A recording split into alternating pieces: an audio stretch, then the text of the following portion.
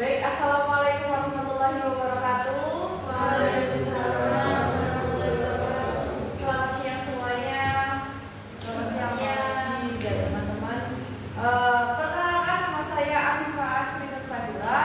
Saya di sini akan mempresentasikan refleksi pembelajaran mendalam dan asesmen pada mata kuliah seminar BPB. Di sini yang pertama yaitu terkait connection atau keterkaitan dengan pengalaman yang selama ini saya mempelajari. Yang satu yaitu sebelumnya saya lebih fokus pada penyelesaian materi dan pencapaian tujuan pembelajaran.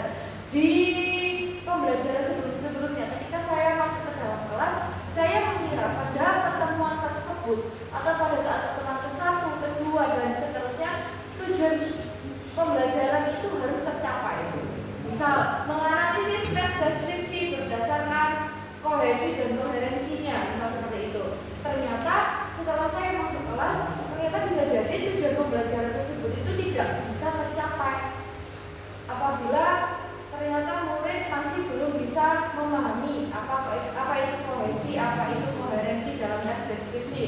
Jadi tujuan pembelajaran itu tidak bisa dicapai hanya pada satu pertemuan saja, bisa diulang pada pertemuan berikutnya untuk materi pemantapan kohesi dan koherensinya, seperti itu.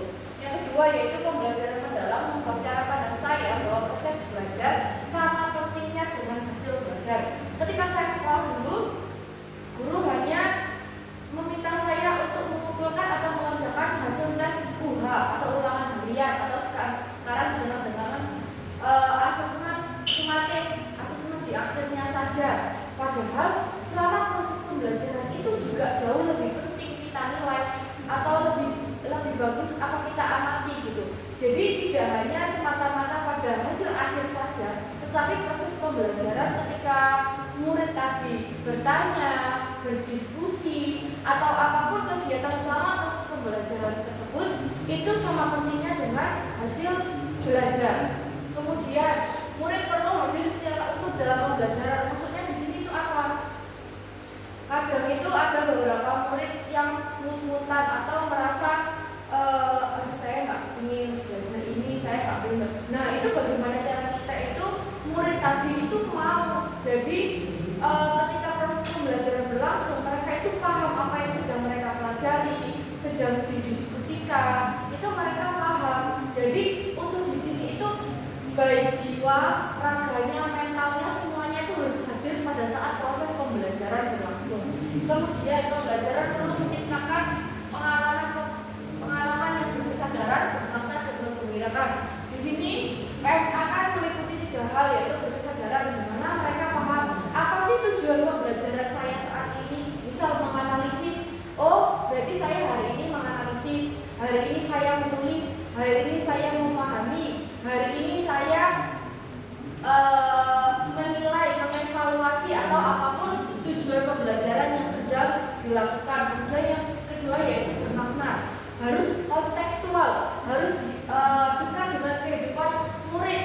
Jadi murid itu jadi paham, oh ternyata saya belajar seperti ini tuh ternyata berguna bagi kehidupan saya. Kemudian oh ternyata itu juga dekat dengan lingkup tempat tinggal ataupun tempat sekolah mereka. Jadi seperti itu. Kemudian yaitu menggembirakan. Di sini menggembirakan murid tidak hanya tepuk tangan, hore, bagaimana belajar ini menyenangkan Bu, tidak hanya seperti itu. Menggembirakan di sini mereka aktif bertanya, aktif menjawab, berpartisipasi secara aktif terkait entah itu berdiskusi, presentasi, menulis atau apapun proses pembelajaran yang sedang dilakukan. Nah, jadi kata kunci di sini yaitu tidak hanya mengajar materi tetapi menghadirkan pengalaman pembelajaran. Jadi tidak hanya fokus pada materinya. Misal tes prosedur yaitu tes yang menggambarkan suatu objek seperti itu. Kemudian strukturnya 3, identifikasi umum dan kemudian kesimpulan seperti itu. Tidak hanya seperti itu saja, tetapi mereka oh ternyata tes deskripsi ini berguna dalam kehidupan saya. Misal ketika mereka menuliskan deskripsi terhadap keluarga mereka, salah satu anggota keluarga, misal ayah, ibu, kakek, nenek, nah seperti itu. Jadi kayak tes deskripsi ini tadi didasarkan pada kehidupan mereka secara kontekstual. Jadi pengalaman belajar itu tadi ngena. Jadi ketika mereka belajar itu tadi, oh ternyata ini berfungsi dalam kehidupan saya seperti itu.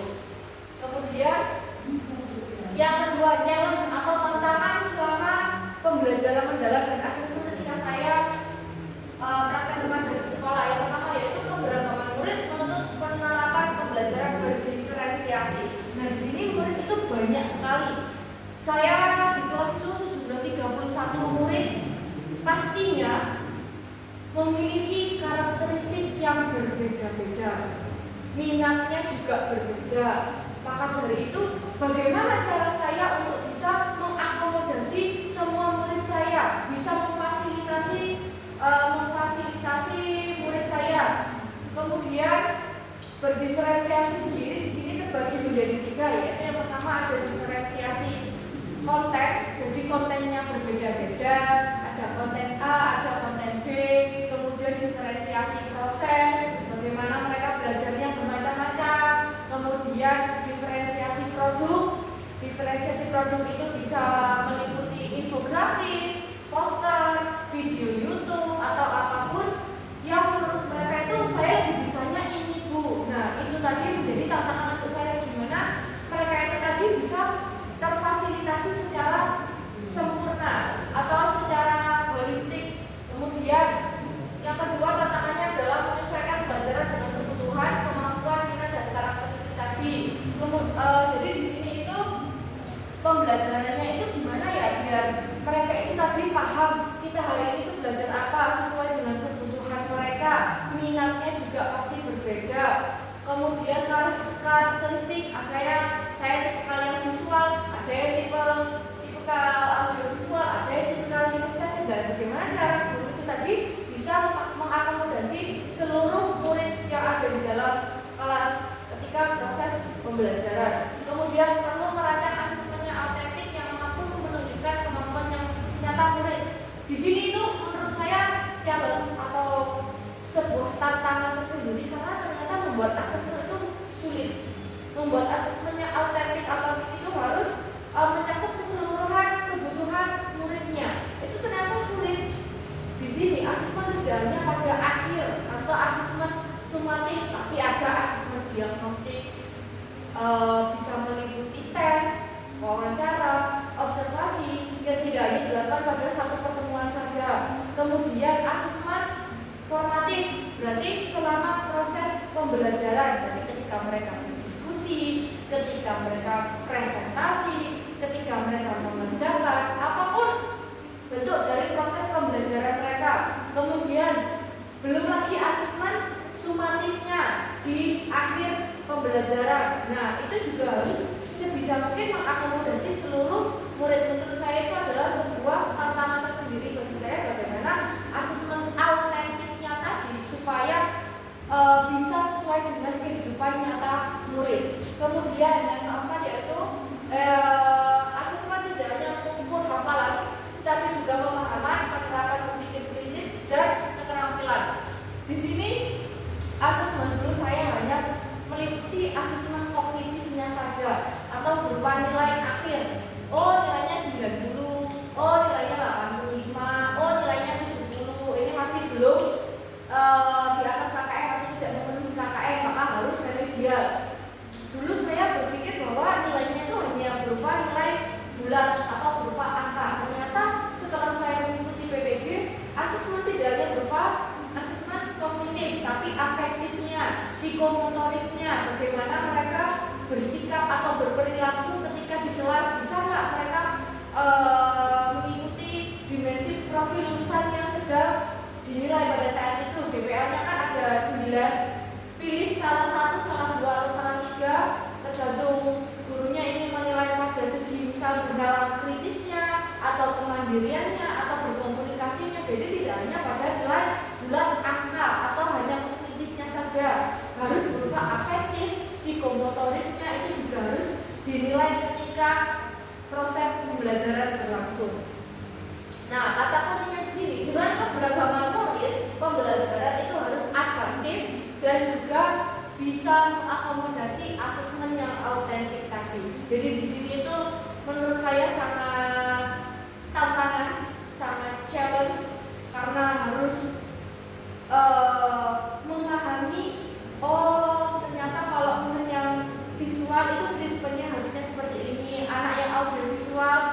treatmentnya harus seperti ini, anak yang kinestetik harus treatmentnya seperti ini. Jadi dengan keberagaman murid tadi itu kita sebagai guru itu bagaimana bisa menilai asesmen yang autentik tadi agar bisa mengakomodasi seluruh murid selama proses pembelajaran. Kemudian yaitu konsep di mana selama proses belajar di mata kuliah pembelajaran mendalam dan asesmen, konsep utama yang saya pelajari adalah pembelajaran mendalam menempatkan murid sebagai subjek aktif dalam pembelajaran. Jadi di sini tuh hanya murid yang harus berperan aktif, bukan gurunya. Kayak di modul itu kan tulisannya murid yang apa, murid diawali dengan murid, bukan sebagai guru yang bisa guru menyampaikan materi atau guru memberikan pertanyaan materi, tapi murid bersama guru. Nah seperti itu. Jadi di sini memang ditekankan bahwa murid sebagai pembelajar yang aktif. Jadi kita di sini sebagai guru hanya fasilitator, memfasilitasi. Misal Bu saya nggak paham ini, baru kita jelaskan. Jadi tidak tiba-tiba ya anak-anak hari ini belajar tes deskripsi, pengertiannya ini, definisinya ini, kemudian strukturnya ini, kaidah pembelajaran, tidak ada seperti itu. Jadi biarkan murid eksplorasi atau memahami sesuai dengan kapasitasnya, sesuai dengan apa yang mereka pahami. Baru ketika mereka tidak bisa memahami hal itu, baru mereka bertanya dan kita menjawab pertanyaan dari murid tersebut. Kemudian murid tidak hanya menerima informasi tetapi mengolah, menghubungkan dan membangun makna. Jadi ketika mereka memahami tes deskripsi tadi, oh ternyata strukturnya ini, kaidahnya tidak hanya seperti itu, tapi bagaimana mereka mengelola informasi tersebut dalam kehidupan mereka, menerapkan materi tes deskripsi tersebut dalam kehidupan mereka. Oh ternyata tes deskripsi itu bisa saya terapkan dalam pembelajaran, dalam kehidupan sehari-hari, dalam menulis, kemudian dalam membicarakan keluarga, supaya pendengar atau pembaca tadi paham atau tahu apa yang ingin disampaikan oleh penulis atau pembicara. Jadi mereka itu tidak hanya belajar ya yang penting belajar materinya ini, enggak. Jadi supaya bisa mereka menerapkan dalam kehidupan sehari-hari mereka. Kemudian pembelajaran untuk satu, pertama berpikir kritis. Jadi mereka itu harus berpikir kritis. Oh kenapa ya ini? Oh ini kenapa ya? Oh ini kenapa? Jadi harus banyak pertanyaan kenapa, mengapa, bagaimana, itu harus banyak di otak murid. Bagaimana kayak oh saya harus ini, oh seperti itu. Kemudian memahami secara lebih mendalam tadi meliputi bermakna, berkesedaran dan juga menggembirakan. Kemudian mengaitkan pembelajaran dengan kehidupan nyata, berarti harus kontekstual, harus dekat dengan kehidupan murid. Jadi mereka lebih paham, oh ternyata dalam kehidupan sehari-hari ini tuh berguna.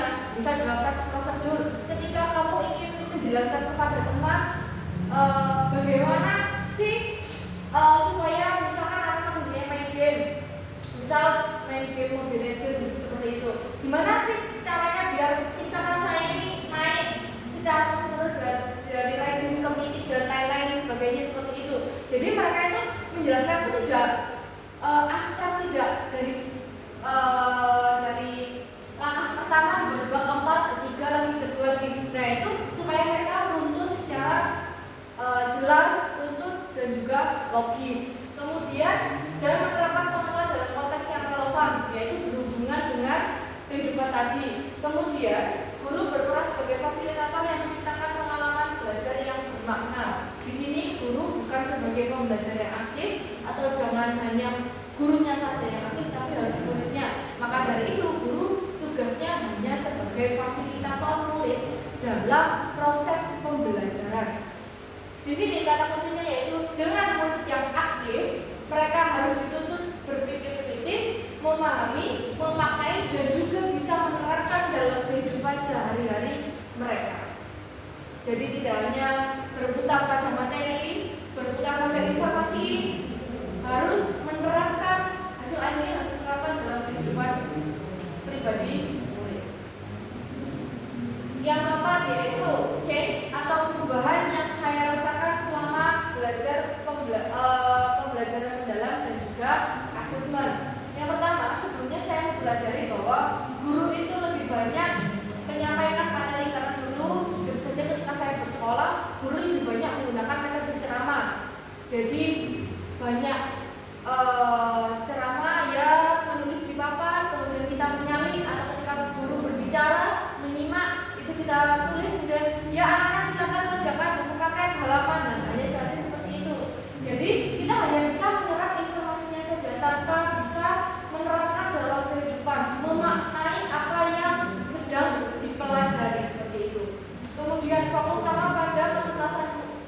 materi dan tujuan pelajaran.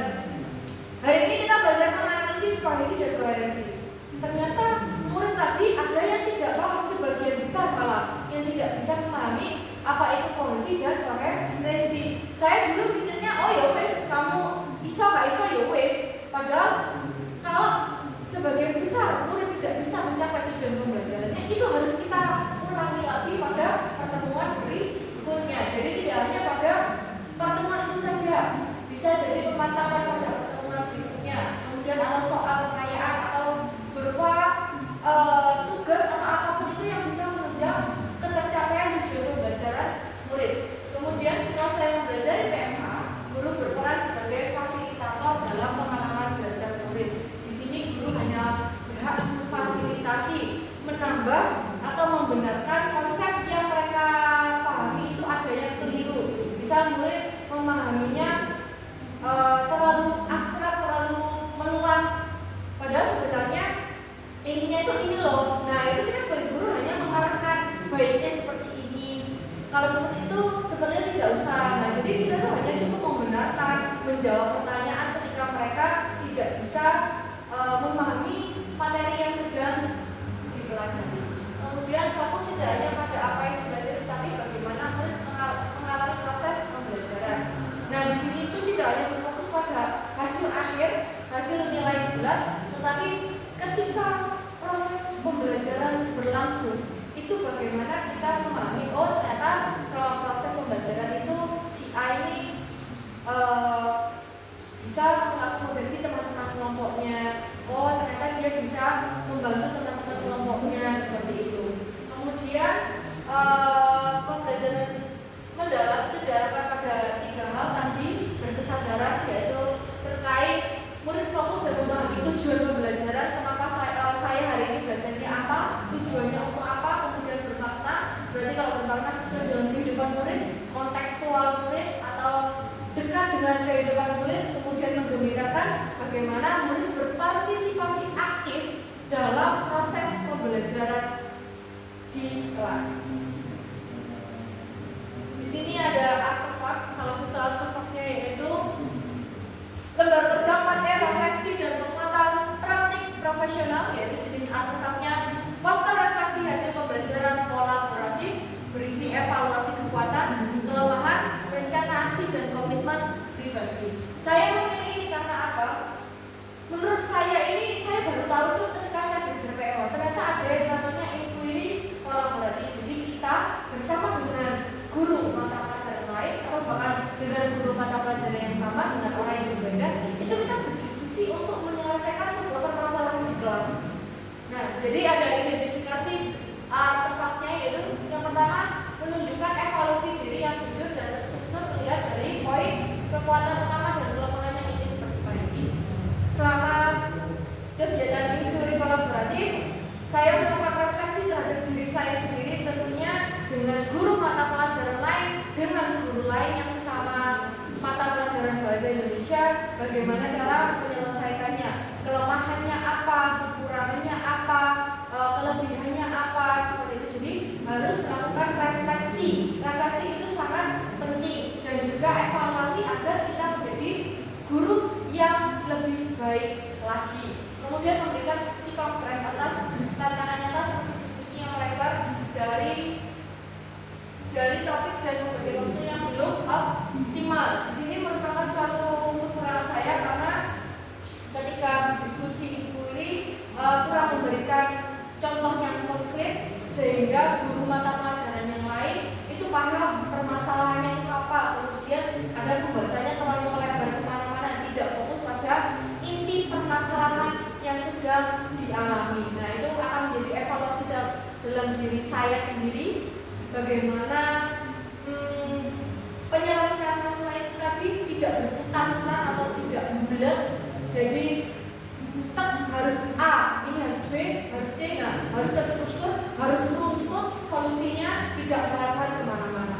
Kemudian memuat rencana tindak lanjut yang operasional, bukan sekadar niat seperti membagi tugas sejak awal, target waktu bertahap, penyiapan referensi dan evaluasi akhir kegiatan. Di sini tindak lanjutnya itu berupa oh berarti pertemuan pertama saya harus apa,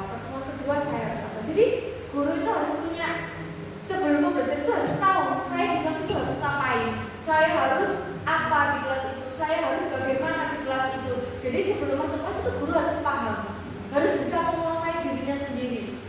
Jangan di kelas, saya di kelas berapa ya? Jangan seperti itu. Jadi ketika sebelum proses pembelajaran bahkan jauh-jauh hari itu kita harus menyiapkan apa yang harus saya lakukan ketika saya memfasilitasi anak-anak ketika proses pembelajaran seperti itu. Kemudian menyatakan pernyataan topik perjuangan yang memperkuat keaslian dan kesungguhan hasil refleksi. Itu saya tanamkan pada diri saya sendiri bahwa saya harus menjadi guru yang seperti apa. Saya di kelas harus menjadi fasilitator yang seperti apa. Saya harus mengurangi dominasi untuk ceramah di kelas.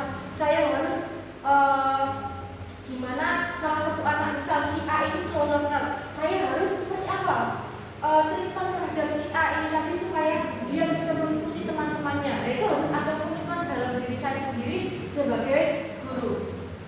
Kemudian kaitan praktisnya konsep utama yang tadi dipelajari yaitu pembelajaran mendalam atau disebut deep learning adalah suatu pendekatan dalam proses pembelajaran di mana murid sebagai subjek aktifnya meliputi 3 konsep utama yaitu berkesadaran, bermakna dan juga menggembirakan.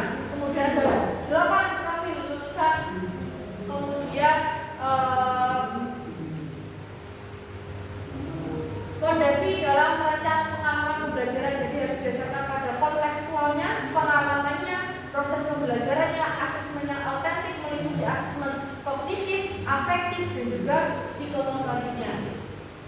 Di kemudian hari atau di masa depan nanti ketika saya sudah terjun menjadi guru yang sebenarnya, saya akan bergeser dari guru yang hanya menyampaikan materi, tetapi sebagai guru yang fasilitator, sebagai guru yang memfasilitasi seluruh murid-murid saya, di mana mereka akan bisa paham, oh saya belajar tes deskripsi dengan tujuan menganalisis itu tujuannya seperti ini, dengan metode yang seperti apa, strateginya bagaimana, diferensiasi, entah itu pakai konten, entah itu pakai produk, entah itu pakai proses apapun bentuknya, supaya bisa mengakomodasi seluruh murid ketika proses pembelajaran. Kemudian membiasakan evaluasi singkat di akhir kegiatan untuk memantau kemajuan dan memperbaiki proses secara berkelanjutan.